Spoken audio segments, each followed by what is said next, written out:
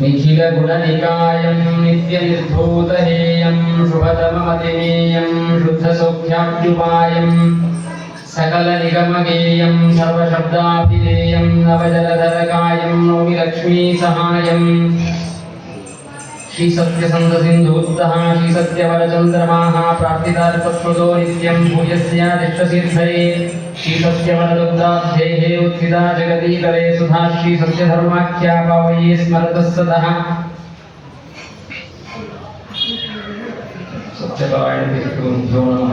सत्याभिद्यकराब्जोत्थान् पञ्चाशद्वर्षपूजकान् सत्यप्रमोदतीर्थार्यां नौमि न्यायसुधारतां श्रीगुरुभ्यो नमः। ಸತ್ಯವರತೀರ್ಥರ ಒಂದು ಆರಾಧನೆ ಪರ್ವಕಾಲ. ಶ್ರೀ ಸತ್ಯಸಂಧ ಸಿಂಧೂತ್ತ ಸತ್ಯಸಂಧ ತೀರ್ಥರ ವರಕುಮಾರರು ಸತ್ಯವರರು. ಸತ್ಯಸಂಧರ ಮಹಿಮೆಯನ್ನು ನಾವು ಕೇಳ್ತೇವೆ. ಸತ್ಯಸಂಧರು ಸತ್ಯಬೋಧ ತೀರ್ಥರ ಶಿಷ್ಯರು.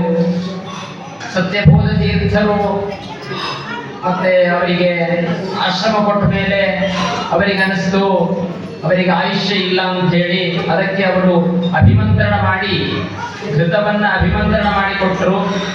ಸತ್ಯಬೋಧ ತೀರ್ಥರ ತಪಸ್ಸು ಎಷ್ಟಿದೆ ನೋಡಿ. ತಮ್ಮ ಆಯುಷ್ಯವನ್ನ ಕೊಟ್ಟರು. ತಮ್ಮ ಆಯುಷ್ಯವನ್ನ 12 ವರ್ಷ 6 ತಿಂಗಳು ಹೀಗೆ 12 ವರ್ಷ ತಮ್ಮ ಆಯುಷ್ಯವನ್ನು ಕೊಟ್ಟು ಸತ್ಯಸಂಧ ತೀರ್ಥರಿಗೆ ಆಯುಷ್ಯವನ್ನು ಕೊಟ್ಟು ಅವರು ಸತ್ಯಸಂಧರ ಮೂಲಕವಾಗಿ ಅವರು ಮಾಡುವ ಜ್ಞಾನ ಸಾಧನೆ, ಭಗವತ್ ಪೂಜೆ, ಕುಲನಾಮದೇವರ ಪೂಜೆ ಇದರಿಂದ ತಾವು ಸತ್ಯಸಂಧ ತೀರ್ಥರಲ್ಲಿ ನಿಂತು ಆ ಸೇವೆಯನ್ನ ಭಗವಂತನಿಗೆ ಸಮರ್ಪಣೆ ಮಾಡಿದ್ರು ಅಂತ ಸತ್ಯವರ ತೀರ್ಥರ ಗುರುಗಳ ಒಂದು ಚರಿತ್ರೆಯಲ್ಲಿ ಬರ್ತದೆ. ಸತ್ಯಬೋಧರ ಮಹಿಮೆಯೂ ಅದರಲ್ಲಿ ಸೇರಿಕೊಂಡಿದೆ. ಹಾಗೆ ಸತ್ಯವರ ತೀರ್ಥರು ಕೂಡ ತಮ್ಮ ಆಯುಷ್ಯವನ್ನ ಸತ್ಯಧರ್ಮರಿಗೆ ಕೊಟ್ಟರೋ ಏನು ಅಂತ ನಮಗೆ ಅನಿಸ್ತದೆ. ಸತ್ಯವರ ತೀರ್ಥರು ಅವರು ಬಹಳ ವರ್ಷ ಪೀಠದಲ್ಲಿ ಇಲ್ಲ. 2 ವರ್ಷ 2.5 ವರ್ಷದವರೆಗೆ ಅವರು ಪೀಠದಲ್ಲಿ ಇದ್ದಾರೆ. ಪೀಠದಲ್ಲಿ ಇದ್ದು ಸತ್ಯಧರ್ಮ ತೀರ್ಥರು 33 ವರ್ಷಗಳವರೆಗೆ ಪೀಠದಲ್ಲಿ ಇರಬೇಕು ಅನ್ನುವ ಸಂಕಲ್ಪವನ್ನು ಅವರು ಮಾಡಿ ತಮ್ಮ ಆಯುಷ್ಯವನ್ನ ಅವರಿಗೆ ಕೊಟ್ಟು 21 ದಿವಸ ತಾವು ಉಪವಾಸವಾಗಿ ಕುಳಿತುಕೊಂಡು ಅವರಿಗೆ ಆಯುಷ್ಯವನ್ನು ಕೊಟ್ಟು ಅವರ ಮೂಲಕವಾಗಿ ಆ ವಿಶೇಷವಾಗಿರ್ತಕ್ಕಂತಹ ಇದನ್ನ ಅವರು ಸತ್ಯವರ ತೀರ್ಥರು ಅವರಲ್ಲಿ ನಿಂತು ಆ ಒಂದು ಭಗವಂತನ ಕೈಂಕರ್ಯವನ್ನು ಮಾಡಿದ್ರೆ ಏನೋ ಅಂತ ಅನಿಸ್ತದೆ. ಆ ರೀತಿಯಾಗಿ ಯಾಕೆಂದ್ರೆ 21 ದಿವಸ ಉಪವಾಸ ಕುಳಿತುಕೊಳ್ಳೋದು ತುಂಬಾ ಕಷ್ಟ. ಅದು ಈ ಆಯುಷ್ಯವನ್ನು ಕೊಡೋದು ಬಿಡೋದು ಇವುಗಳೆಲ್ಲ ದೇವತೆಗಳಿಗೆ ಮಾತ್ರ ಸಾಧ್ಯ. ಸತ್ಯಬೋಧ ತೀರ್ಥರು ಅದನ್ನ ಮಾಡಿದ್ರೆ ಯಾಕೆ ಅವರು ಕೂಡ ದೇವತೆಗಳಾದ್ದರಿಂದ ಆಯುಷ್ಯವನ್ನು ಕೊಟ್ಟರು. ಮನುಷ್ಯರಿಗೆ ಆಯುಷ್ಯವನ್ನು ಕೊಡುವಂತಹ ಸಾಮರ್ಥ್ಯ ಇಲ್ಲ. ಹಾಗಾಗಿ ಸತ್ಯವರ ತೀರ್ಥರು ಕೂಡ ಹಾಗೇನೆ ಆ ಒಂದು ಪೀಠದಲ್ಲಿ ಬಂದವರಾದ್ದರಿಂದ 21 ದಿವಸ ಉಪವಾಸ ಕುಳಿತುಕೊಳ್ಳೋದು ಕಷ್ಟ. ಅದನ್ನು ಹೇಗೆ ನಾವು ಪ್ರತ್ಯಕ್ಷವಾಗಿದೆ ಅನ್ನೋದಕ್ಕಾಗಿ ನಂಬಲೇಬೇಕು. 21 ದಿವಸ ಉಪವಾಸ ಕುಳಿತದ್ದು ನಂಬಲೇಬೇಕು. ಗುರುಚಂದ್ರ ಕಲೋದಿಯದಲ್ಲಿ ಅದರ ಉಲ್ಲೇಖ ಇದೆ. ಸತ್ಯಧರ್ಮ ತೀರ್ಥರ ಚರಿತ್ರೆಯನ್ನು ತಿಳಿಸುವಾಗ ಕಲ್ಲಾಪುರ ರಾಮಚಂದ್ರಾಚಾರ್ಯರನ್ನು ತಿಳಿಸಿಕೊಡ್ತಾರೆ. ಹಾಗಾಗಿ ಇದನ್ನು ಕೂಡ ನಾವು ನಂಬಲೇಬೇಕು. ಅವರ ಆಯುಷ್ಯವನ್ನ ಇವರಿಗೆ ಕೊಟ್ಟು ಅವರಿಂದ ವಿಶೇಷವಾಗಿ ಸಾಧನೆಯನ್ನು ಮಾಡಿಸಿದ್ರು ಅಂತ ಹೇಳಿ. ಹಾಗೆ ಅಂತಹ ಸತ್ಯವರ ತೀರ್ಥ ಅದಕ್ಕಾಗಿ ಅವರು ಸತ್ಯವರರು. ವರ ಅಂದ್ರೆ ಶ್ರೇಷ್ಠರು. ಶ್ರೇಷ್ಠರ ಅದಕ್ಕೋಸ್ಕರವಾಗಿಯೇ ಇಂತಹ ಸಾಮರ್ಥ್ಯವನ್ನು ಅವರು ತೋರಿಸಿಕೊಟ್ಟಿದ್ದಾರೆ. ಅದಕ್ಕಾಗಿ ಅಂತಹ ಶ್ರೇಷ್ಠರಾದ ಗುರುಗಳನ್ನು ಸತ್ಯವರ ಪಾದುಕಾ ಸ್ತೋತ್ರದ ಮೂಲಕವಾಗಿ ಅವರನ್ನು ಸ್ತೋತ್ರ ಮಾಡುತ್ತಾರೆ. ಇಷ್ಟೊತ್ತುವರೆಗೂ ಕೂಡ ಆ ಪಾದುಕಾ ಸ್ತೋತ್ರದ ಮಹಿಮೆಯನ್ನು ನೀವು ತಿಳಿದ್ರಿ. ಅದ್ಭುತವಾಗಿರ್ತಕ್ಕಂಥದ್ದು. ಅದ್ಭುತವಾಗಿ ಆ ಸತ್ಯವರ ತೀರ್ಥರ ಮಹಿಮೆಯನ್ನು ತಿಳಿಸಿದ್ದಾರೆ. ಜೊತೆಗೆ ಅವರ ಕಾವ್ಯ ಕೌಶಲವನ್ನು ತೋರಿಸಿದ್ದಾರೆ. ಅದ್ಭುತವಾಗಿದೆ ಆ ಸತ್ಯಧರ್ಮ ತೀರ್ಥರ ಆ ಒಂದು ಕಾವ್ಯದ ಜ್ಞಾನ. ಸತ್ಯವರ ಪಾದುಕಾ ಸ್ತೋತ್ರ ಅಂತ ಹೇಳಿ ಇದರಿಂದ ನಾವು ತಿಳಿಯೋದೇನು ಅಂದ್ರೆ ಸತ್ಯವರರ ಪಾದುಕೆಗೆ ಇಷ್ಟು ಮಹಿಮೆ ಇದೆ. ಪಾದುಕೆಗೆ ಇಷ್ಟು ಮಹಿಮೆ ಇದೆ ಅಂತಂದ್ರೆ ಇನ್ನು ಸತ್ಯವರನಿಗೆ ಇನ್ನೆಂತಹ ಮಹಿಮೆ ಇದೆ. ಕೈವಲ್ಯ ನ್ಯಾಯ ಅಂತ ಹೇಳ್ತಾರೆ. ಪಾದುಕೆಯನ್ನಿಟ್ಟುಕೊಂಡು ನಾವು ಭಕ್ತಿಯಿಂದ ಆರಾಧನೆ ಮಾಡಿದರೇನೆ ನಮಗೆ ಇಂಥ ಫಲಗಳಿದೆ. ಅಂದಮೇಲೆ ಈಗ ಸತ್ಯವರೇ ಸಾಕ್ಷಾತ್ತಾಗಿ ಇದ್ರೆ ಇನ್ನೇನು ಅನ್ನೋದು ಈ ಕೈಮುಖ್ಯದಿಂದಲೂ ಕೂಡ ತಿಳಿಯಬಹುದು. ಇದೇನು ನಮ್ಮ ಇತಿಹಾಸದಲ್ಲಿ ಹೊಸದಾದದ್ದೇನೆ ಅಲ್ಲ ಇದು. ರಾಮನ ಪಾದುಕೆಯನ್ನ ಇಟ್ಟುಕೊಂಡು ಭರತ ರಾಜ್ಯಭಾರವನ್ನೇ ಮಾಡದ ಅಂತಹ ಪಾದುಕೆಗಳು ಅದು ಅಲ್ಲಿಂದ ಬಂದಿರತಕ್ಕಂಥದ್ದು. ಹಾಗಾಗಿ ನಮ್ಮ ಎಲ್ಲ ಪರಂಪರೆಯಲ್ಲಿ ಪಾದುಕೆಗೆ ವಿಶೇಷವಾದ ಮಹಿಮೆ ಇದೆ. ಅದಕ್ಕೆ ಭಕ್ತಿ ಶ್ರದ್ಧೆಗಳನ್ನು ತೋರಿಸ್ತಾ ಬಂದಿದ್ದಾರೆ. ಇವತ್ತಿನವರೆಗೂ ಕೂಡ ನಮ್ಮ ಸ್ವಾಮಿಗಳು ಪಾದುಕಾ ಪೂಜೆ ಮಾಡದೆ ಒಂದಿನ ಕೆಲಸನೇ ಮಾಡೋದಿಲ್ಲ. ಅದೆಲ್ಲ ನೀವು ಪ್ರತ್ಯಕ್ಷವಾಗಿ ನೋಡಿದ್ದೀರಿ. ಹಾಗಾಗಿ ಅಂತಹ ಪಾದುಕೆಯ ಮಹಿಮೆ ಇದೆ. ಜೊತೆಗೆ ಪಾದ ಅಂತಂದ್ರೆ ಸ್ವರೂಪ ಅಂತ ಇಟ್ಕೊಂಡ್ರೆ ಸತ್ಯವರ ಪಾದುಕಾ ಸ್ತೋತ್ರ ಅಂದ್ರೆ ಅವರ ಸ್ವರೂಪನೇ ಅಂತನೂ ಕೂಡ ನಾವು ತಿಳಿದುಕೊಳ್ಳಬಹುದು. ಸತ್ಯವರನ ಮಹಿಮೆ ಅಂತನೂ ಕೂಡ ಇದನ್ನು ನಾವು ತಿಳಿದುಕೊಳ್ಳಬಹುದು. ಸಮಯ ಆಗಿದೆ, ಒಂದೇ ಶ್ಲೋಕ ಹೇಳಿ ನಾನು ಮುಗಿಸ್ತೇನೆ. ಅರ್ಥನೂ ಗೊತ್ತಾಗುವುದಿಲ್ಲ, ತುಂಬಾ ಕಠಿಣವಾದದ್ದು. ಅವರ ವ್ಯಾಖ್ಯಾನವೇ ಇದೆ ಇದಕ್ಕೆ, ಸೋಪಜ್ಞ ವ್ಯಾಖ್ಯಾನ ಅಂತ ಹೇಳಿ. ನಮ್ಮಂತವರಿಗೆ ಅವರ ವ್ಯಾಖ್ಯಾನವೂ ಅರ್ಥ ಆಗುವುದಿಲ್ಲ, ಮಂದಮತಿಗಳಾದ್ದರಿಂದ. ಎಷ್ಟು ಅರ್ಥ ಆಗ್ತದೆ ಅಷ್ಟು ತಿಳಿದುಕೊಳ್ಳುವುದು. ಅವರ ಕಾವ್ಯ ದೃಷ್ಟಿ ಏನು, ಅವರ ಸತ್ಯವರ ಮಹಿಮೆ ತಿಳಿಸೋದೇನು ಅದ್ಭುತವಾಗಿದೆ ಅದು. ಭಾಸಿ ಭೀಷ್ಮಕನ್ಯೈವ ಸ್ಥಾಣ್ವರ್ಧಾಪಗನೋದಯ ದಮಘೋಷ ಪ್ರಜಾ ಹಸ್ತಗೃಹೋತ್ಸಾಹಿ ಸಾಪಿನೋ. ಸತ್ಯಧರ್ಮ ತೀರ್ಥರು ಇಲ್ಲಿ ಹೇಗ್ ಮಾಡ್ಯಾರೆ, ಒಂದೊಂದು ಹೋಲಿಸ್ತಾರೆ ಮತ್ತು ಅಲ್ಲ ಅಂತ. ಸತ್ಯಧರ್ಮರು ಆ ಪಾದುಕೆಗೆ ರುಕ್ಮಿಣಿಗೆ ಹೋಲಿಸ್ತಾರೆ. ಪಾದುಕ ಇದು ಸ್ತ್ರೀಲಿಂಗ ಆದ್ದರಿಂದ ಸ್ತ್ರೀಲಿಂಗದ ಶಬ್ದಗಳನ್ನು ಕೂಡ ಅದಕ್ಕೆ ಹೊಂದಿಸ್ತಾರೆ. ಪಾದುಕೆ ಹೇಗಿದೆ ಅಂದ್ರೆ ರುಕ್ಮಿಣಿ ಅಂತ ಇದೆ ನೋಡಿ. ರುಕ್ಮಿಣಿಯ ಸ್ಮರಣೆ ಆಗ್ಬೇಕು, ಲಕ್ಷ್ಮೀದೇವಿ ಸ್ಮರಣೆ ಆಗ್ಬೇಕು, ಪರಮ ಮಂಗಲ. ಆದ್ದರಿಂದ ಪರಮ ಮಂಗಲವಾಗಿರ್ತಕ್ಕಂಥ ಲಕ್ಷ್ಮೀದೇವಿ ಲಕ್ಷ್ಮೀನಾರಾಯಣರ ಚಿಂತನೆಯಿಂದ ನಮ್ಮ ಎಲ್ಲ ಅಮಂಗಲಗಳ ಪರಿಹಾರ ಆಗ್ತದೆ. ಹಾಗಾಗಿ ಪರಮ ಮಂಗಲಗಳಾಗಿರ್ತಕ್ಕಂಥ ರುಕ್ಮಿಣಿಯಂತೆ ಕಾಣಿಸ್ತಾ ಇದೆ ಪಾದುಕೆ ಅಂತ.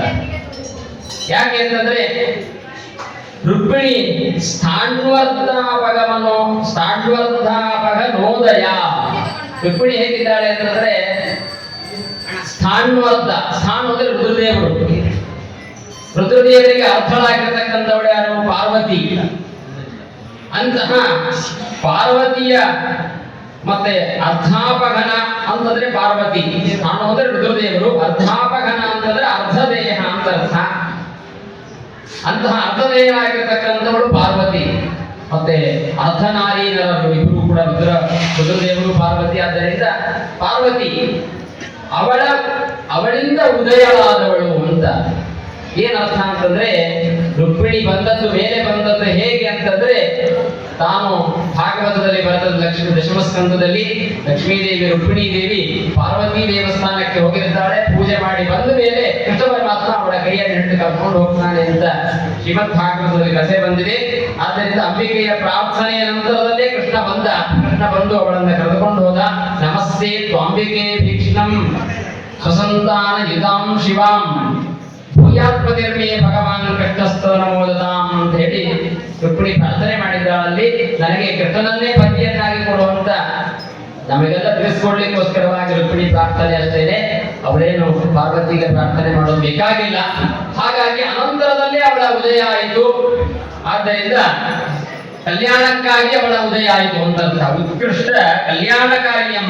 ಆದ್ದರಿಂದ ಕಲ್ಯಾಣಕ್ಕಾಗಿ ಅವಳ ಉದಯ ಆಯಿತು. ಎಲ್ಲರೂ ಕೂಡ ಕಲ್ಯಾಣವನ್ನು ಮಾಡಿಕೊಳ್ಳುವಾಗ ಹೆಣ್ಣು ಮಕ್ಕಳು ಆ ಪಾರ್ವತಿ ಪೂಜೆಯನ್ನು ಮಾಡಿಯೇ ಬರಬೇಕು. ಉತ್ತಮವಾಗಿರತಕ್ಕಂತಹ ಕಲ್ಯಾಣ ಅವರ ಜೀವನದಲ್ಲಿ ಮುಂದೆ ಆ ಪತಿಯ ಜೊತೆಗೆ ನಡೀತದೆ. ಹಾಗಾಗಿ ಈ ರೀತಿಯಾಗಿ ಮತ್ತೆ ಅದನ್ನು ಕೂಡ ತಿಳಿಸ್ಕೊಡ್ತಾ ಭಗನೋದಯ ಅಂತ ತಿಳಿಸ್ತಾರೆ. ಇನ್ನ ಪಾದುಕೆಯ ಪರವಾಗಿ ಅರ್ಥ ಮಾಡೋದಾದ್ರೆ ಪಾದುಕೆ ಹೇಗಿದೆ? ಸ್ಥಾಣ್ವರ್ಧಾಪಗನೋದಯ. ಹೇಗೆ ಈ ಪದಗಳನ್ನು ಜೋಡಿಸೋದು ತುಂಬಾ ಕಷ್ಟ ರೀ. ಆದ್ರೆ ಸತ್ಯಧರ್ಮರಿಗೆ ಬಹಳ ಸರಳ. ಅವರು ಅಂತಹ ಕವಿತ್ವ ಪಡೆದವರಾದ್ದರಿಂದ ಸರಳವಾಗಿ ಪದಗಳನ್ನು ಜೋಡಿಸ್ತಾರೆ. ಈ ಒಂದೊಂದು ಶ್ಲೋಕ ಮಾಡಬೇಕು ಅಂತಂದ್ರೆ ಎಷ್ಟು ಕಷ್ಟ ಅಂತ ತುಂಬಾ ಕಷ್ಟ. ಅಂತಹದ್ದು ಅವರು ಸರಳವಾಗಿ ಶ್ಲೋಕವನ್ನು ಮಾಡ್ತಾ ಇದ್ರು, ಅಶುಕವಿಗಳಾಗಿದ್ರು ಅವರು. ಆದ್ದರಿಂದ ಸ್ಥಾಣ್ವರ್ಧಾಪಗನೋದಯ ಅಂತಂದ್ರೆ ಸ್ಥಾಣ ಅಂದ್ರೆ ಪ್ರಸಿದ್ಧವಾದದ್ದು ವೃಕ್ಷ ಅಂತ ಅರ್ಥ ಇದೆ. ಆ ವೃಕ್ಷದ ಅರ್ಧ ಅಂದ್ರೆ ಅರ್ಧ ಭಾಗ, ಸ್ವಲ್ಪ ಪಾದುಕ ಮಾಡಲಿಕ್ಕೆ ಎಷ್ಟು ಬೇಕ್ರಿ? ಬಹಳ ಬೇಕಾಗಿಲ್ಲ. ಆದ್ದರಿಂದ ಅದರ ಅರ್ಧ ಭಾಗದಿಂದ ಅಪಗನೋದಯ, ಅದರ ದೇಹದ ಉತ್ಪತ್ತಿ ಆಯಿತು. ಆ ವೃಕ್ಷ ಭಾಗದ ಆ ಒಂದು ಕಟ್ಟಿಗೆಯ ಒಂದು ಅರ್ಧ ಭಾಗದಿಂದ ಪಾದುಕೆ ನಿರ್ಮಾಣ ಆಗಿದೆ. ಆದ್ದರಿಂದ ಇದು ಕೂಡ ಪಾದುಕೆಯು ಕೂಡ ಸಾಂಡ್ವರ್ಧ ಭಗನೋದಯ ಅಂತ ಅರ್ಥ ಮಾಡುತ್ತಾರೆ. ಆಮೇಲೆ ಅಂತಾರೆ ಇದು ಭೀಷ್ಮಕನ್ಯೆ ಅಲ್ಲ ಅಂತಾರೆ, ರುಕ್ಮಿಣಿ ಅಲ್ಲ ಇದು ಹೀಗಂತ. ಯಾಕೆ ಅಂತಂದ್ರೆ ಯಾಕೆ ರುಕ್ಮಿಣಿ ಅಲ್ಲ ಅಂತಂದ್ರೆ ದಮಘೋಷ ಪ್ರಜಾಹಸ್ತ ಗ್ರಹೋತ್ಸಾಹೇತಿ ಸಾಪಿನೋ. ರುಕ್ಮಿಣಿ ಮತ್ತೆ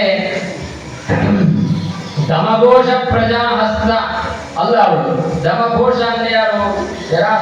ಮತ್ತೆ ಶಿಶುಪಾಲ, ದಮಘೋಷನ ಮಗನಾಗಿರ್ತಕ್ಕಂಥವನು ಶಿಶುಪಾಲ. ಆ ಶಿಶುಪಾಲನನ್ನ ಒಲ್ಲಳು, ಅವನ ಕೈ ಹಿಡಿಲಿಕ್ಕೆ ಅವಳಿಗೆ ಅಪೇಕ್ಷೆ ಇಲ್ಲ. ಶಿಶುಪಾಲನನ್ನ ಅಪೇಕ್ಷೆ ಪಟ್ಟಿಲ್ಲ ಲಕ್ಷ್ಮೀದೇವಿ, ಭಗವಂತನನ್ನೇ ಅಪೇಕ್ಷೆ ಪಟ್ಟಳು. ಆದ್ದರಿಂದ ಕೃಷ್ಣ ಪರಮಾತ್ಮನನ್ನೇ ಕೈ ಹಿಡಿದು. ಹಾಗೆ ದಮಘೋಷ ಪ್ರಜಾಹಸ್ತ ಅಲ್ಲ ಅವಳು. ಆದ್ರೆ ಪಾದಕ್ಕೆ ಹೇಗಿದೆ? ದಮಘೋಷ ಪ್ರಜಾಹಸ್ತ ಅಂತ. ಏನ್ ಅಂತಂದ್ರೆ ದಮ ಅಂತಂದ್ರೆ ಪದಗಳನ್ನ ಬಿಡಿಸ್ತಾರೆ. ದಮ ಘೋಷ ಅಂತ ಹೇಳಿ, ದಮಘೋಷ ಅಂತ ಒಂದೇ ಶಬ್ದ ಅಲ್ಲ ಅಲ್ಲಿ, ದಮ ಘೋಷ. ದಮ ಅಂತಂದ್ರೆ ಇಂದ್ರಿಯ ನಿಗ್ರಹ ಅಂತ ಪ್ರಸಿದ್ಧವಾಗಿ ಅರ್ಥ ಇದೆ. ಆದ್ದರಿಂದ ದಮ ಅಂದ್ರೆ ಇಂದ್ರಿಯ ನಿಗ್ರಹ, ಅದರ ಘೋಷ, ಅದರಲ್ಲಿ ಪ್ರಸಿದ್ಧರಾದವರು. ಇಂದ್ರಿಯ ನಿಗ್ರಹದಿಂದ ಪ್ರಸಿದ್ಧರಾದವರು ಯಾರು? ಸತ್ಯಧರ್ಮರು ಅಂತ. ಅವರು ಗುರುಗಳ ಅನುಗ್ರಹದಿಂದ ನಾವು ಪಡೆದುಕೊಂಡಿದ್ದೇವೆ ಅನ್ನೋದನ್ನ ಹೀಗೆ ತಿಳಿಸ್ಕೊಡ್ತಾರೆ. ಆದ್ದರಿಂದ ಅಂತಹ ಪ್ರಜಾ ಇಂದ್ರಿಯ ನಿಗ್ರಹದಿಂದ ಕೂಡಿ ಇಂತಹ ಸಂಸ್ಥಾನಕ್ಕೆ ಬರಬೇಕು ಅಂದ್ರೆ ಇಂದ್ರಿಯ ನಿಗ್ರಹ ಆ ಜ್ಞಾನಗಳಿಂದ ಬರಲಿಕ್ಕೆ ಸಾಧ್ಯ ಇಲ್ಲ. ಅಂದಮೇಲೆ ಅವರ ಪ್ರಜಾ ಅಂದ್ರೆ ಮಗ ಅಂದ್ರೆ ಸತ್ಯಧರ್ಮರೇ. ಮತ್ತೆ ಸ್ವಾಮಿಗಳಿಗೆ ಮಗ ಅಂದ್ರೆ ಯಾರು ಅಂತಂದ್ರೆ ಅವರ ಶಿಷ್ಯರೇ. ಸತ್ಯಧರ್ಮರಿಗೆ ವರಕುಮಾರನ ಯಾರು ಅಂದ್ರೆ ಸತ್ಯಧರ್ಮರೇ. ಆದ್ದರಿಂದ ಅಂತಹ ಮಗನನ್ನ ಪಡೆದವಳು ಅಂತ ಈ ರೀತಿಯಾಗಿ ಅರ್ಥವನ್ನು ಮಾಡ್ತಾರೆ. ಹಾಗಾಗಿ ದಮಘೋಷ ಪ್ರಜಾಹಸ್ತ ಗ್ರಹ ಉತ್ಸಾಹ ಸತ್ಯಧರ್ಮರಿಂದ ಪೂಜೆ ಮಾಡಿಸ್ಕೋಬೇಕು ಅಂತಂದ್ರೆ ಬಹಳ ಉತ್ಸಾಹ. ಅದಕ್ಕೆ ಅಷ್ಟು ಉತ್ಸಾಹ ಅಂದ್ರೆ ಅಷ್ಟು ಉತ್ಸಾಹದಿಂದ ಸತ್ಯಧರ್ಮರ ಪೂಜೆ ಮಾಡಿ ಅವರು 33 ವರ್ಷಗಳವರೆಗೆ ಪಾದುಕಾ ಪೂಜೆಯನ್ನ. ಅಷ್ಟೇ ಅಲ್ಲ, ಇಲ್ಲಿ ಪ್ರತಿ ವರ್ಷವೂ ಕೂಡ ಸತ್ಯಧರ್ಮರೇ ನಿಂತು ಆ ಪೂಜೆಯನ್ನು ಮಾಡ್ತಾರೆ. ಅವರ ವೈಭವದಿಂದ ಮಹಾಸಮಾರಾಧನೆಯನ್ನು ಮಾಡಿದ್ದಾರೆ. ಹಾಗಾಗಿ ಸತ್ಯಧರ್ಮ ತೀರ್ಥರು ಅವರ ಗುರುಚಂದ್ರ ಕಲೋದಯದಲ್ಲಿ ಬರುತ್ತದೆ. ಅವರ ಮೊದಲನೇ ಆರಾಧನೆಯನ್ನು ವೈಭವದಿಂದ ಸಂತೈದೂರಲ್ಲಿ ಮಾಡಿ ಅವರು ಮುಂದೆ ಸಂಚಾರಕ್ಕೆ ಹೊರಡುತ್ತಾರೆ ಅಂತ ಹೇಳಿ. ಹಾಗಾಗಿ ಅವರಿಂದ ಪೂಜೆಯನ್ನು ಮಾಡಿಸ್ಕೊಳ್ಬೇಕು ಅಂದ್ರೆ ಭಾರಿ ಉತ್ಸಾಹ ಆಗುತ್ತೆ ಸತ್ಯ ವರತೀರ್ಥರಿಗೆ. ಅದರ ಜೊತೆಗೆ ಈ ರೀತಿಯಾಗಿ ಅರ್ಥವನ್ನು ಮಾಡ್ತಾರೆ. ಅಥವಾ ದಮಘೋಷ ಪ್ರಜಾಹಸ್ತ ಇವರು ಪೂಜೆ ಮಾಡಿಸ್ಕೊಳ್ಳೋದು ಒಂದು, ಅದರ ಜೊತೆಗೆ ಗುರುಗಳು ನನ್ನವನು ಅಂತ ಸ್ವೀಕಾರ ಮಾಡ್ತಾರಂತೆ ಅವರನ್ನು. ದಮಘೋಷರು ಅಂದ್ರೆ ಸತ್ಯಧರ್ಮ ತೀರ್ಥರು, ಪ್ರಜಾ ಅಂದ್ರೆ ಅವರೇ, ಅವರನ್ನ ತನ್ನವರು ಅಂತ ಸ್ವೀಕಾರ ಮಾಡ್ತಾರಂತೆ. ಉತ್ಸಾಹ ನನ್ನವನು ಅಂತ ಭಗವಂತ ನನ್ನವನು ಅಂತ ಸ್ವೀಕಾರ ಮಾಡಬೇಕು. ಹಾಗೆ ಗುರುಗಳು ನಮ್ಮವರು ಅಂತ ಸ್ವೀಕಾರ ಮಾಡಬೇಕು. ಹಾಗೆ ಸತ್ಯಧರ್ಮ ತೀರ್ಥರ ನಮ್ಮವರು ಇವನು ಅಂತ ಸ್ವೀಕಾರ ಮಾಡಿದ್ರು. ಅದಕ್ಕಾಗಿ ಇಂತಹ ಪೂಜೆ ಮಾಡುವಂತಹ ಯೋಗ ನಮಗೆ ಬಂತು ಅಂತ ಈ ಮೂಲಕವಾಗಿ ಅವರು ತಿಳಿಸ್ಕೊಳ್ತಾರೆ. ಹೀಗೆ ಅದ್ಭುತವಾಗಿ ಶೋಧ ಮಾಡಿದ್ದಾರೆ. ಇದರಿಂದ ತಿಳಿಯೋದಿಷ್ಟೇನೆ, ನಾವು ಕೂಡ ಸತ್ಯಧರ್ಮ ತೀರ್ಥರು ಗುರುಗಳ ಪೂಜೆಯನ್ನ ಉತ್ಸಾಹದಿಂದ ಮಾಡಿದ್ರು. ಅವರು ಆ ಪೂಜೆಯನ್ನು ಸ್ವೀಕರಿಸಿದರು ಸತ್ಯಧರ್ಮ ತೀರ್ಥರು, ಸತ್ಯವರ ತೀರ್ಥರು. ಅದರ ಜೊತೆಗೆ ಸತ್ಯಧರ್ಮ ಸತ್ಯವರ ತೀರ್ಥರು ನನ್ನವನಿವನು ಅಂತ ಅವರು ಸ್ವೀಕಾರ ಮಾಡಿದರು.